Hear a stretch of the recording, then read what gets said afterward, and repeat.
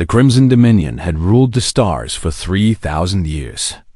Their kind, the Noctari, were beings of eternal life who fed on the blood and life force of other species. They had taken world after world, building an empire that stretched across the outer spiral of the galaxy. And at the heart of this empire sat their queen, Seraphina Vale. She had been beautiful once. She had been powerful.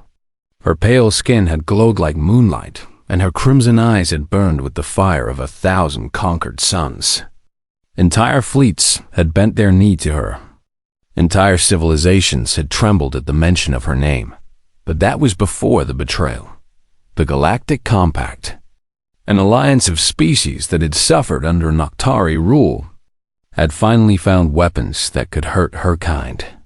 Silver-infused plasma rounds, ultraviolet beam cannons, weapons designed to burn immortal flesh and shatter eternal bones. The war had turned against the Crimson Dominion, and someone needed to take the blame. Her own council chose her Admiral, Kale Dradith. Her most trusted commander had led the mutiny. One by one, her ships had turned away. One by one, her loyal servants had abandoned their posts. They stripped her flagship of its weapons, its fuel, its crew. They left her drifting in the cold void of space, near the border of human territory. It was nothing but a dying distress signal and the echoes of her former glory. That had been 3 months ago. Now, Seraphina sat alone in a throne room built for hundreds. The golden walls had grown dark. The crystal chandeliers no longer glowed.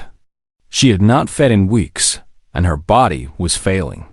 Her skin, once smooth as porcelain, had begun to crack. Her eyes, once bright with power, had grown dim and hollow. She was dying. And no one in the entire galaxy cared. Daniel Mercer was not a hero. He was a cargo hauler, plain and simple. He flew a ship called the Wandering Star, a beat-up freighter that was held together by patches, prayers, and pure stubbornness. He was 34 years old, with rough hands and tired eyes and a heart that had seen too much of the galaxy's cruelty. He ran supplies between the frontier colonies of human space, medicine to mining outposts, food to terraforming stations, equipment to settlers who had chosen to build new lives on distant worlds. It was honest work. It paid the bills. It kept him flying. On that particular day, he was hauling a shipment of water purifiers to a colony on the edge of the Kepler Nebula when his sensors picked up the signal. It was weak, barely a whisper against the background noise of space. A distress call, repeating on an old frequency that most ships would have ignored. Daniel almost ignored it too. He was on a schedule. The colonists were counting on him. And the signal was coming from a direction that would take him hours out of his way. But something made him pause.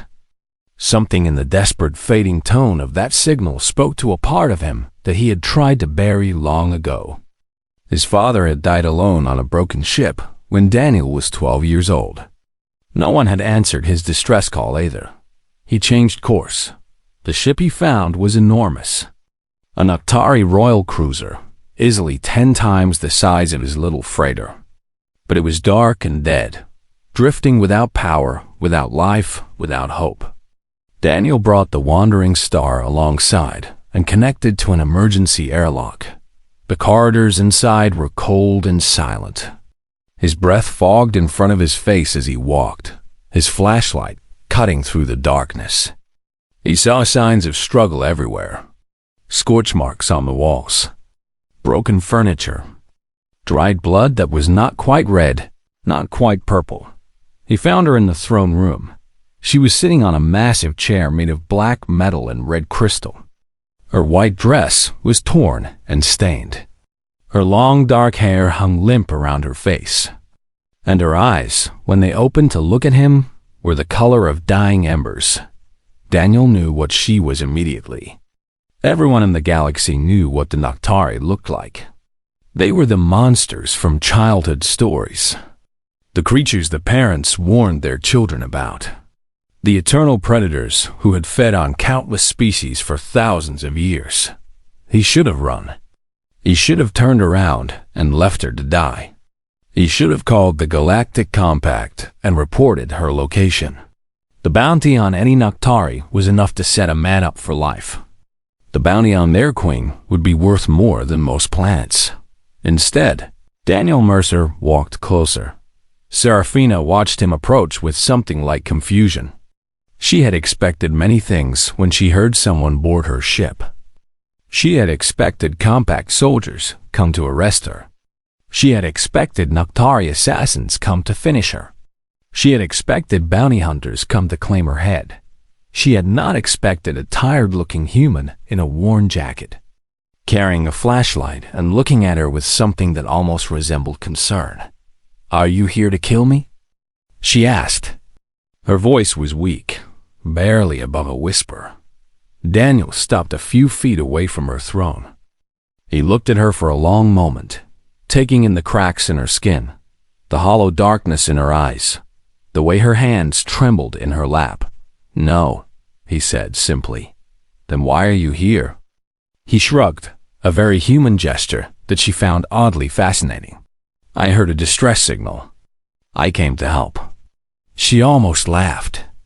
It came out as a dry, painful sound. "Do you know who I am, human?" "I can guess. I am Serafina Vale, Queen of the Crimson Dominion. I have conquered worlds. I have drained the life from thousands of your kind. I am a monster by any definition your species has ever created." Daniel nodded slowly. "Maybe, but right now you look like someone who needs help." She stared at him. In 3,000 years of existence, no one had ever looked at her the way this human was looking at her now. Not with fear, not with hatred, not with greed or ambition or calculation. He looked at her like she was simply a person in trouble. "You are a fool," she said. "I've been told that before." He sat down on the steps leading up to her throne, setting his flashlight beside him so that it cast long shadows across the room. He reached into his jacket and pulled out a small flask. "When was the last time you fed?" he asked. Serafina felt something twist inside her chest. "Why would you ask that?" "Because you look like you are about to fall apart.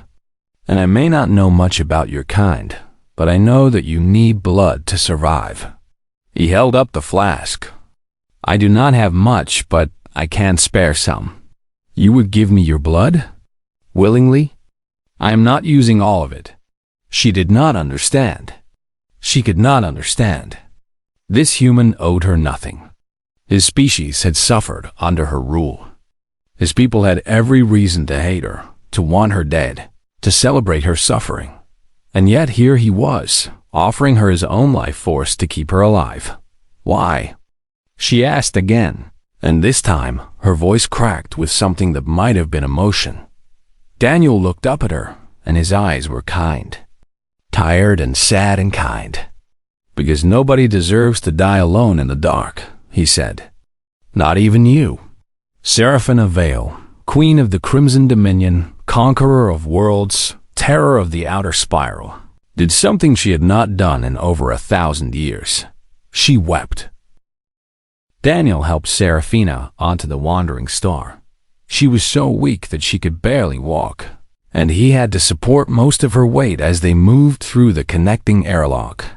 She was lighter than he had expected, as if her body had begun to hollow out from the inside. He settled her into the small medical bay on his ship. It was nothing fancy, just a cot and some basic supplies, but it was clean and warm. She lay there with her eyes closed, breathing in shallow gasps, while he sealed the airlock and disconnected from her dying cruiser. The next few hours were quiet. Daniel set a course away from compact patrol routes, toward the outer edges of known space where fewer ships traveled. He checked on Serafina regularly, bringing her water that she could not drink and food that her body rejected. She needed blood. Nothing else would save her. On the second day, he sat down beside her cot and rolled up his sleeve. "I am going to need you to be careful," he said. I do not have a lot to spare, but you can have some. Serafina opened her eyes and looked at his offered arm. She could see the pulse beating beneath his skin, could smell the warm copper scent of his blood. Her body screamed at her to take it, to drain him completely, to fill the emptiness inside her with his life force. But something stopped her. Maybe it was the kindness in his eyes. Maybe it was the way he had treated her like a person instead of a monster. Or maybe it was simply that she was tired of being what everyone expected her to be. She took only what she needed.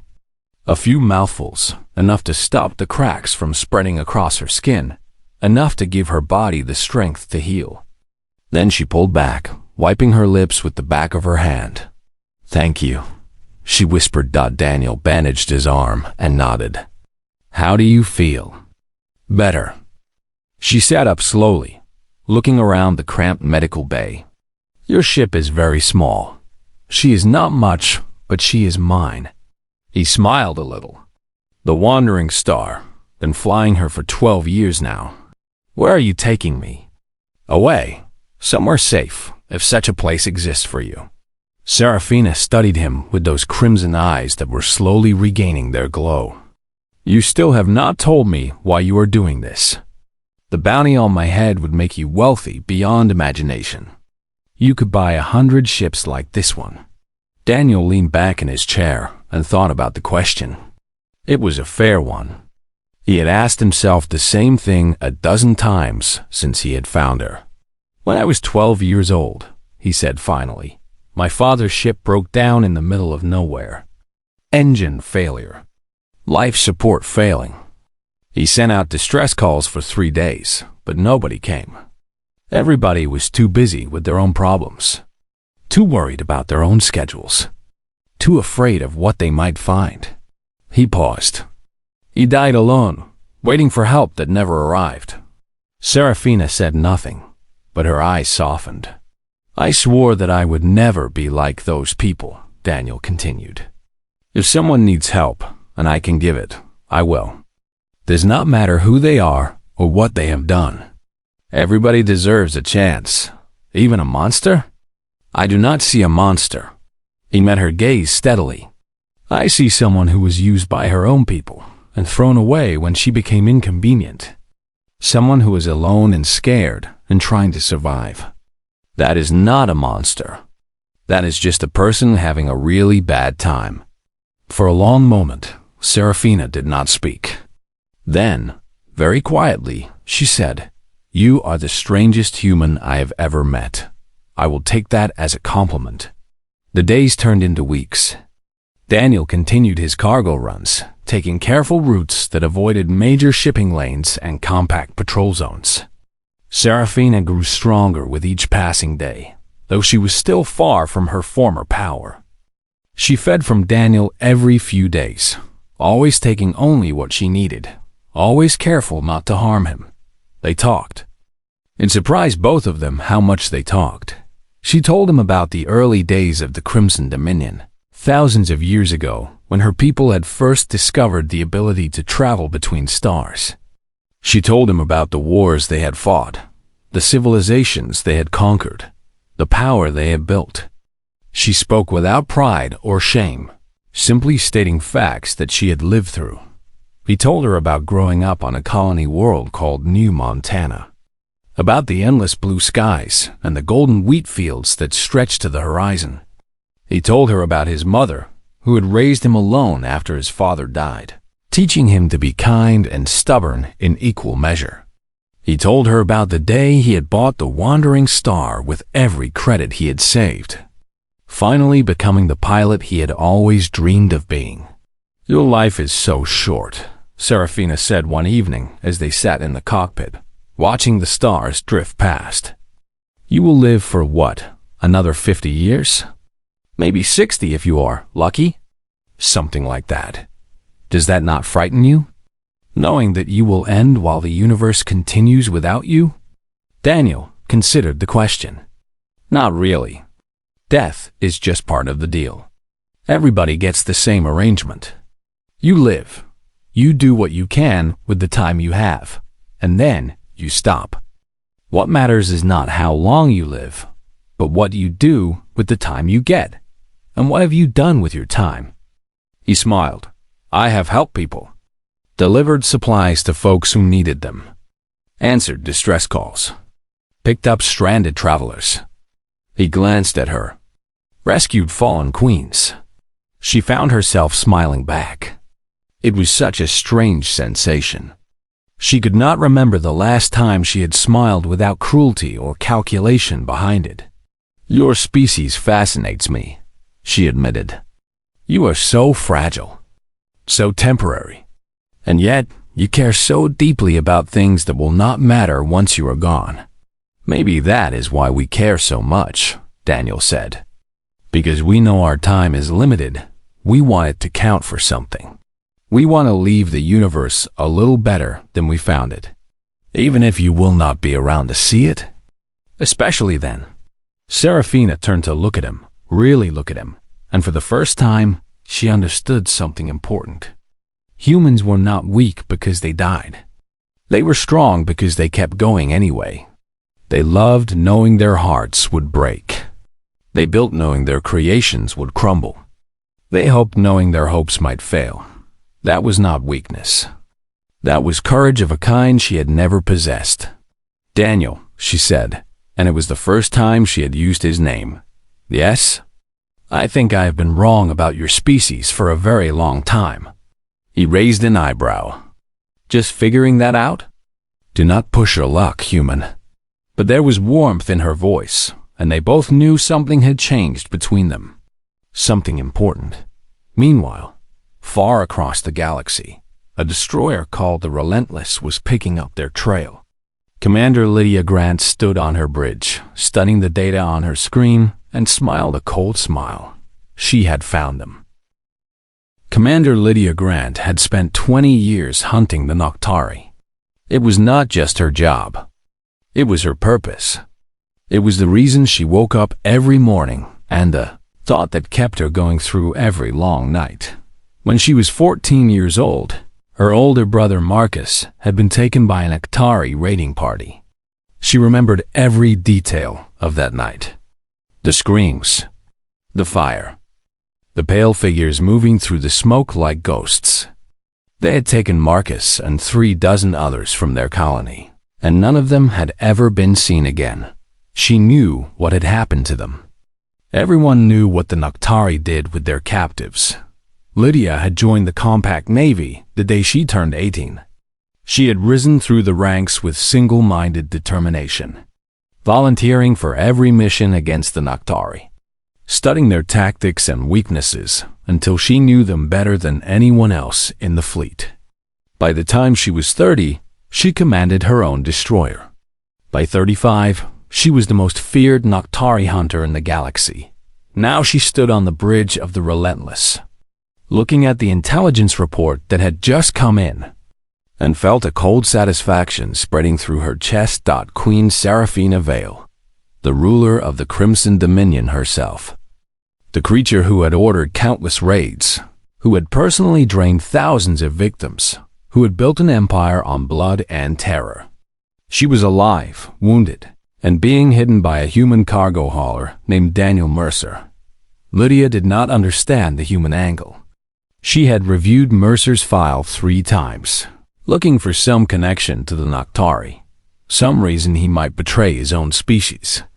But there was nothing. He was just a pilot. No criminal record. No unusual contacts. No reason at all to protect the most wanted being in the galaxy, unless he was under her control. The Noctari could bend minds if they were strong enough. Perhaps the Queen had enslaved him, forced him to serve her against his will. Either way, Lydia would free him. And then she would put an end to Serafina Vile once and for all. Set course for the Kepler Nebula, she ordered. Maximum speed.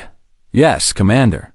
The Relentless turned and began its hunt. Daniel knew they were being followed. His sensors were not as good as a military ship's, but he had been flying these lanes for years, and he knew when something felt wrong. There were too many patrol ships in this sector. Too many long-range scans sweeping through the area. Someone was looking for them, he told Serafina during their evening meal.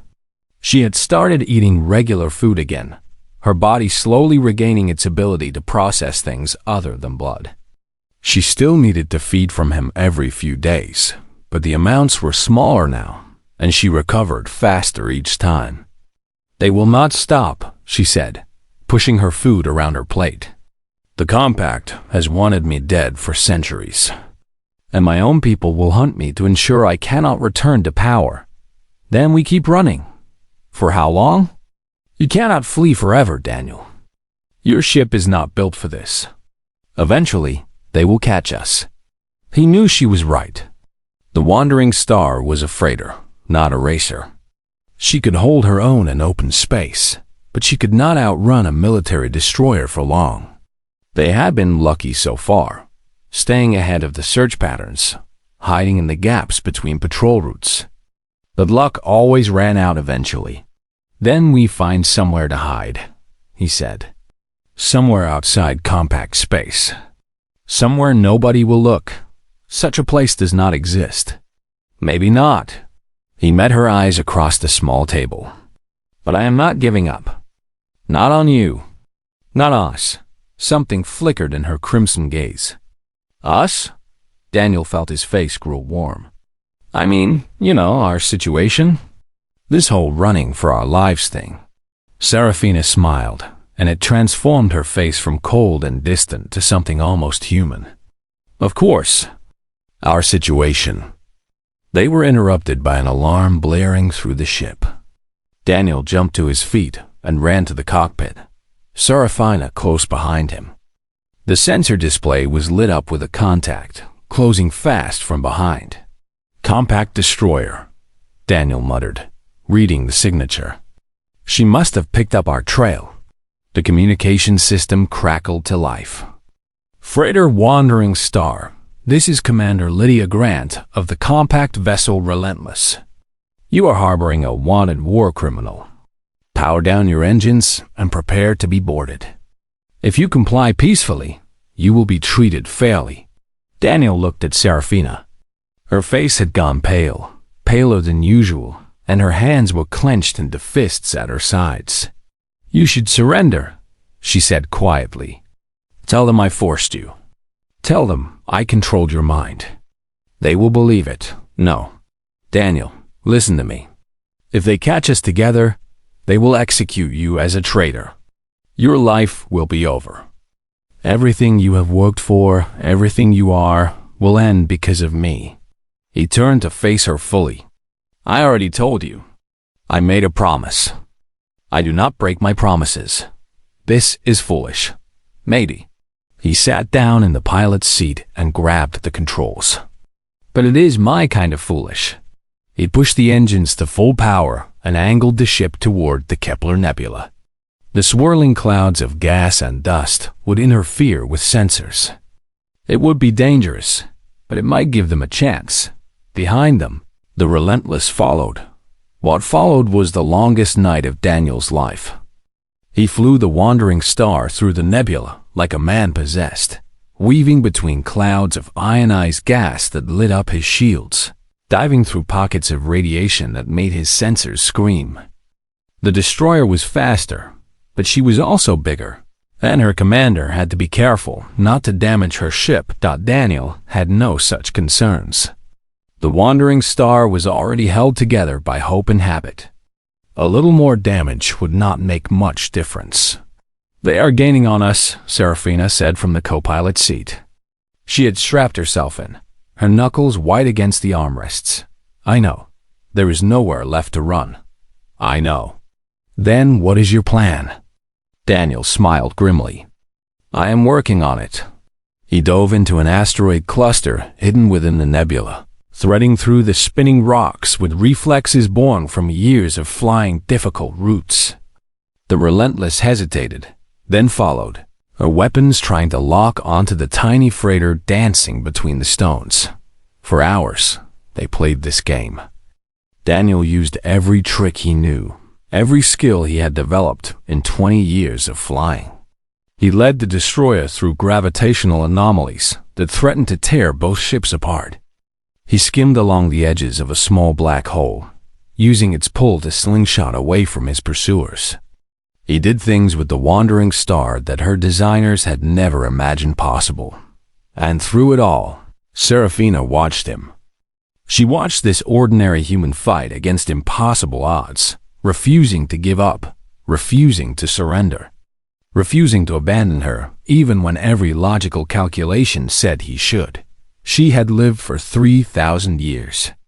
She had seen empires rise and fall. She had witnessed the birth and death of stars. But she had never seen anything quite like Daniel Mercer. "You are remarkable," she said quietly. So quietly that he almost did not hear her over the alarms. "I am just stubborn," he replied. "No, you are more than that. You are what humans were always meant to be."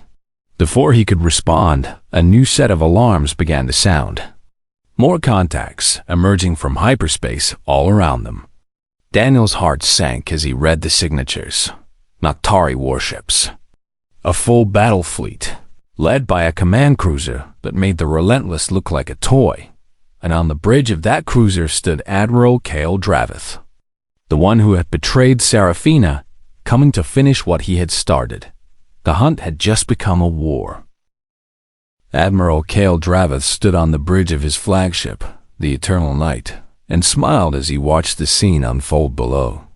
There was the pathetic little freighter, darting between asteroids like a frightened animal. There was the compact destroyer trying to catch it.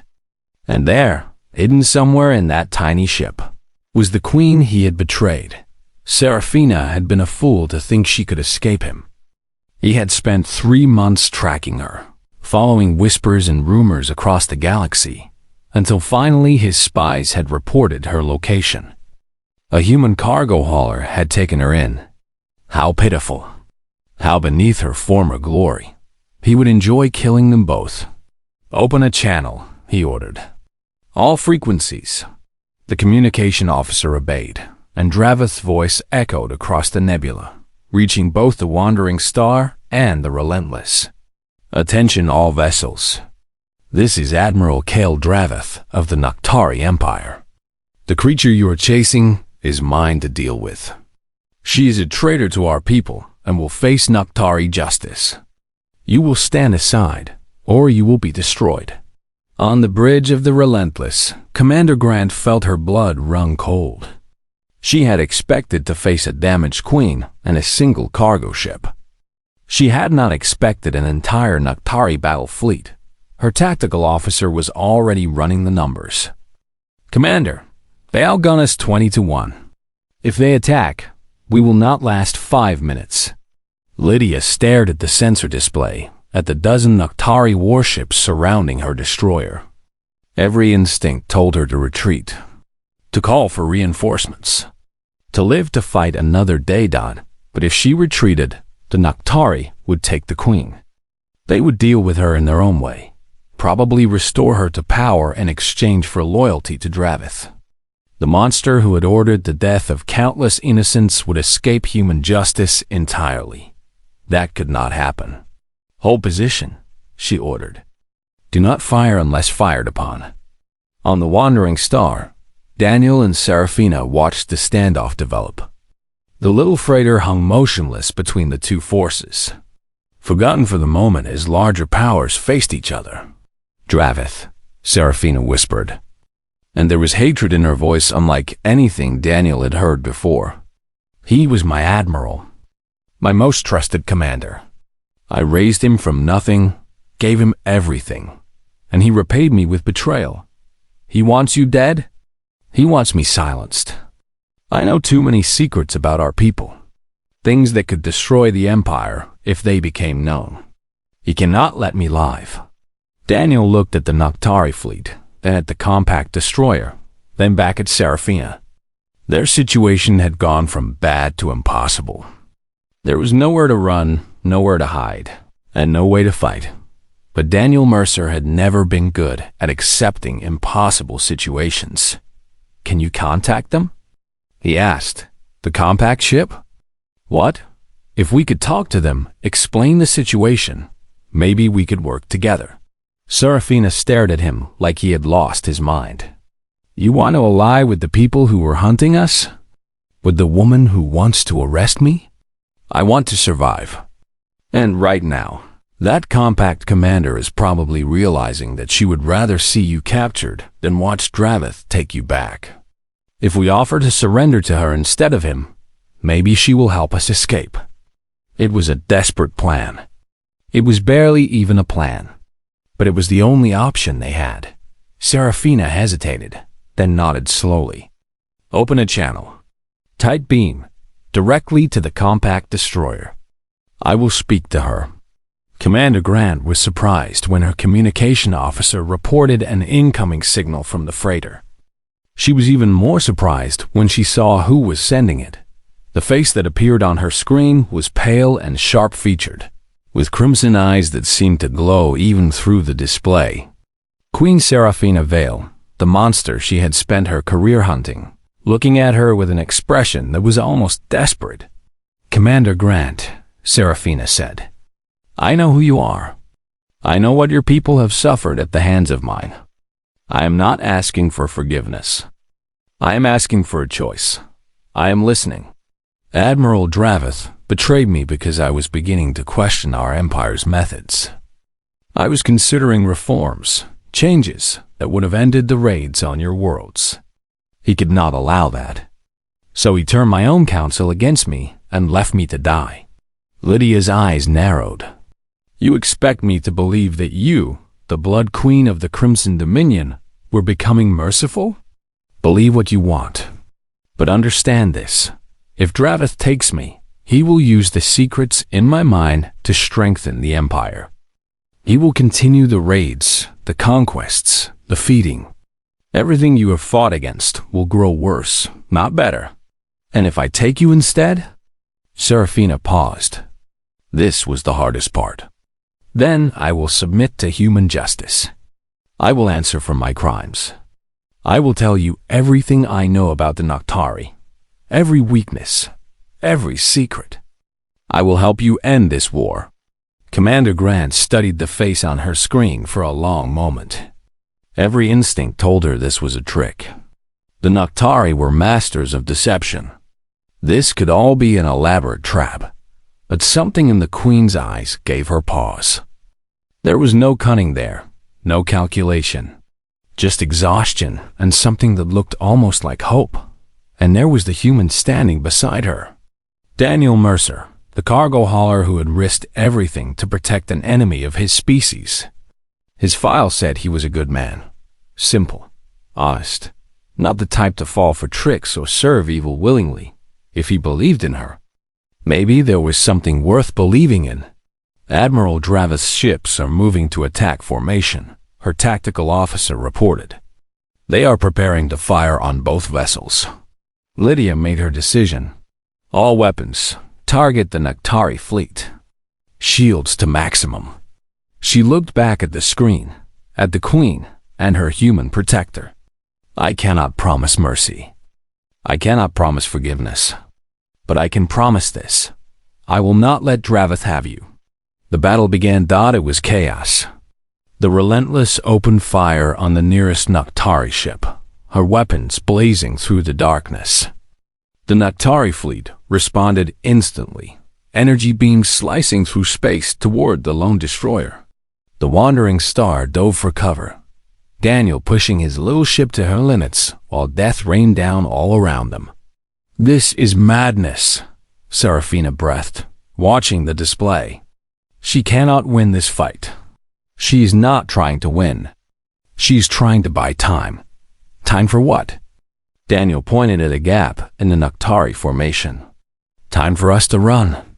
He accelerated toward the opening, the Wandering Star's engines screaming in protest. Behind them, the Relentless was fighting desperately, her shields failing under the combined assault of the Noctari fleet. Commander Grant was sacrificing her ship to give them a chance to escape. We cannot leave them, Serafina said suddenly. Daniel looked at her in surprise. What? She is fighting for us. Dying for us. We cannot simply abandon her. There is nothing we can do. We are a cargo ship. We do not even have weapons. Seraphine's jaw tightened. Then we need to change that. Get me close to Dravith's flagship. What are you going to do? Her eyes were blazing now, burning with a fire he had never seen before. I am going to end this. One way or another. Daniel hesitated for only a moment. Then he changed course, angling the wandering star toward the eternal night. He did not know what Seraphina was planning. He did not know if they would survive, but he had made a promise, and he intended to keep it. The wandering star approached the eternal night like a moth flying toward a flame. Daniel's hands were steady on the controls, but his heart was pounding in his chest. He was about to do something completely insane, and he knew it. Are you sure about this? He asked Seraphina for the third time. No, she admitted. But I am tired of running. I am tired of being afraid. Dravith took everything from me. My throne, my people, my dignity. It is time I took something back. She explained her plan as they flew closer. The Eternal Night had been her flagship before the betrayal. She knew every corridor, every access code, every weakness. If they could dock at the emergency airlock on the lower deck, they could reach the bridge through the maintenance tunnels. Dravith would never expect an attack from inside his own ship. It was a desperate plan. It was almost certainly suicide. But Daniel did not argue. He had come too far and risked to back down now. They reached the flagship just as the Relentless took a critical hit. Commander Grant's destroyer was burning, her weapons failing, her crew fighting to keep her alive. She had bought them time with her sacrifice. Daniel intended to make it count. The docking was rough. The Eternal Night's automatic defenses were focused on the battle, so they did not notice the tiny freighter attaching itself to their hull. Daniel sealed the airlock and turned to Seraphina. Ready? She nodded. Her eyes were glowing brighter than he had ever seen them, her skin smooth and perfect, her body humming with renewed power. She had been feeding regularly, growing stronger each day, and now she was finally ready to use that strength. They moved through the ship like shadows. Seraphina led the way, her memory guiding them through the maze of corridors and tunnels. Twice they encountered guards, and twice she dealt with them before Daniel could even react. She was fast, so incredibly fast, a blur of pale skin and crimson eyes that left her enemies broken on the floor. But she did not kill them. She could have. It would have been easier. But something had changed inside her, something that Daniel's kindness had awakened. She incapacitated her enemies and moved on, leaving them alive.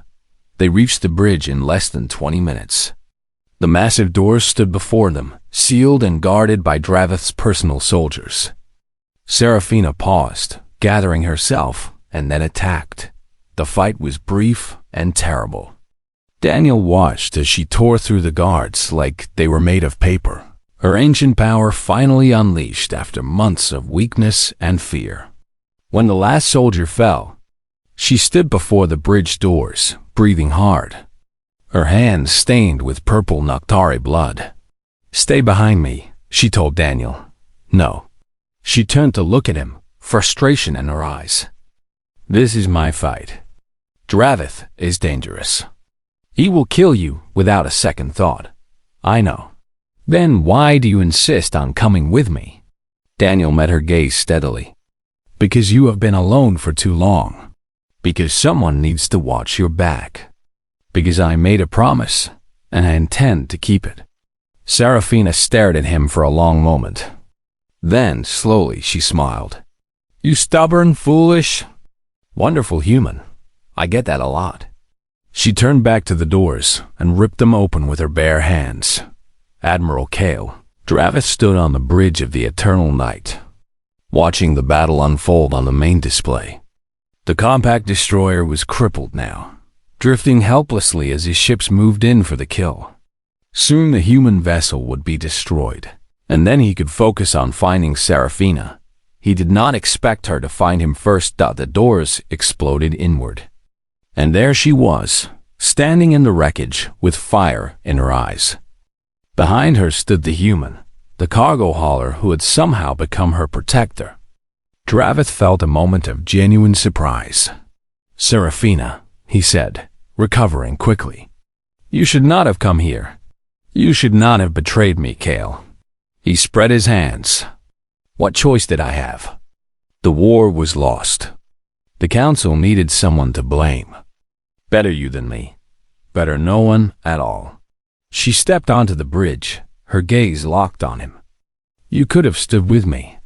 We could have negotiated peace, ended the conflict, saved countless lives." "Peace?" Draveth laughed. "Peace with the lesser species? With the humans and their allies? We are Noctari. We are eternal. We do not make peace. We conquer. And look where that has brought us. Our empire is crumbling. Our people are dying. We have made enemies of every species in the galaxy. Is this the legacy you want? It is the legacy we have always had. The strong take from the weak. That is the way of the universe." Seraphina shook her head slowly. "No, that is the way you have chosen. But there is another way. A better way." She glanced at Daniel. "He showed me that." Draveth looked at the human with contempt. "Him? A fragile creature who will be dead in a few decades? He has poisoned your mind, Seraphina. Made you weak. No, he has made me strong. Strong enough to stand here and face you. Strong enough to admit that everything I was before was wrong." She raised her hands, and power began to gather around her, dark and ancient and terrible. Strong enough to stop you. The fight that followed would be remembered for generations. Two of the most powerful Noctari in existence, clashing in a battle that shook the flagship to its core. Energy crackled through the air. Walls shattered. Consoles exploded in showers of sparks. Daniel stayed out of the way, knowing he was useless in a fight between immortals. But he watched, and he waited, and when the moment came, he acted. Draveth had Seraphina pinned against a wall, his hand around her throat, his power overwhelming hers. He was older than her, stronger in the dark arts that their people had mastered. She was fading, her eyes losing their light, her struggles growing weaker. "You should have stayed hidden," Draveth hissed. "You should have died in the void like you were supposed to."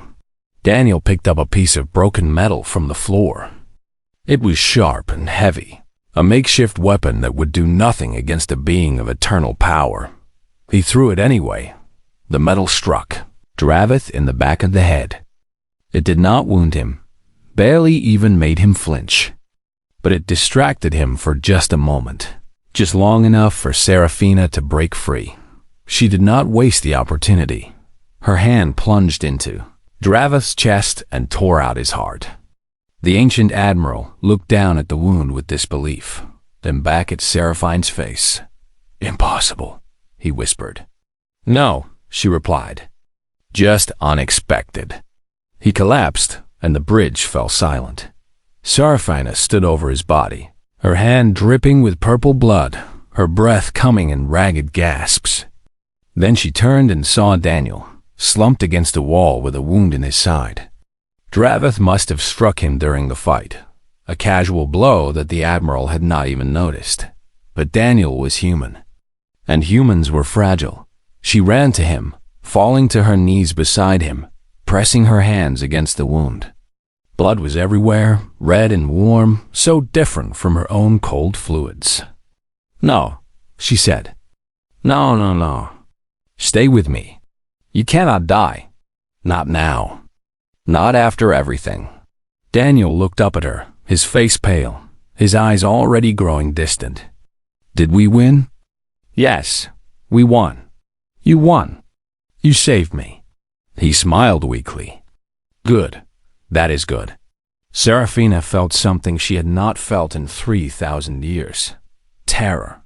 Not the fear of death, which she had faced many times, but the fear of losing someone she cared about. someone she loved, because that was what this was. She realized, love, this strange, stubborn, impossibly brave human had taught her how to love again. She could not let him die. She bit her own wrist, tearing open her flesh, and pressed the wound against his lips. Her blood, her essence, her immortal life force, flowed into him. It was forbidden. It was dangerous. It would bind them together in ways that could never be undone. She did not care. Daniel's eyes flew open as the blood entered his system. He felt fire spreading through his veins, burning away his injuries, rebuilding his broken body. He felt strength flooding into him, strength he had never known before. He felt connected to Serafina in a way that transcended words, a bond that would last for eternity. When it was over, he lay on the deck, breathing hard. Very much alive. Commander Grant found them there an hour later. Her ship was damaged but not destroyed, and she had led a boarding party onto the eternal night to finish what she had started. She did not expect to find the queen of the Noctari cradling a human in her arms, both of them covered in blood, both of them somehow at peace. What happened here? She asked. Serafina looked up at her. It is a long story, but the short version is this. The war is over. Dravith is dead, and I am ready to face human justice. And him? She looked down at Daniel, who was starting to wake up. His eyes were different now, with a faint crimson glow that had not been there before. He is staying with me, Serafina said. Forever? The galaxy changed after that day. The Noctari Empire fractured without Dravith's ambition holding it together. Some factions sued for peace. Others retreated to the outer reaches of space. The raids stopped. The feeding grounds were abandoned. Serafina kept her promise. She told the Compact everything she knew, helped them understand her people, helped them build a lasting peace. She was never forgiven for her crimes, not entirely, but she was given a chance to atone for them, and Daniel stayed by her side through all of it. Changed but not diminished. Immortal but still human in all the ways that mattered. The cargo hauler who had answered a distress call and ended up changing history. Sometimes, late at night, they would sit in the cockpit of the Wandering,